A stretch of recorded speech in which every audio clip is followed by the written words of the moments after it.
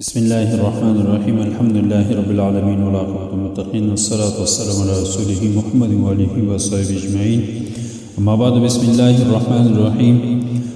ایک سوال ہے کہ روزے کی سحری کھانا ضروری ہوتا ہے یا نہیں، یعنی روزہ کے لیے سحری کھانا ضروری ہے یا نہیں۔ جواب یہ ہے کہ روزے کے لیے سحری کھانا بابرکت ہے کہ اس سے دن بھر قوت رہتی ہے، مگر یہ روزے کے صحیح ہونے کے لیے شرط نہیں۔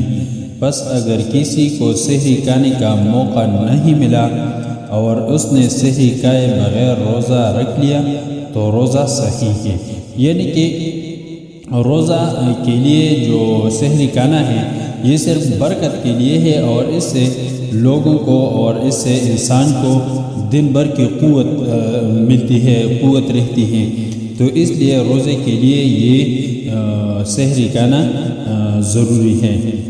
یہ شرط نہیں ہے کہ بس یہ جو ہے نا سحری کھانا یہ ضروری نہیں ہے۔ اگر کسی کو موقع نہیں ملا تو پھر بھی سحری کھائے بغیر بھی روزہ رکھ لیا تو روزہ صحیح ہوتا ہے۔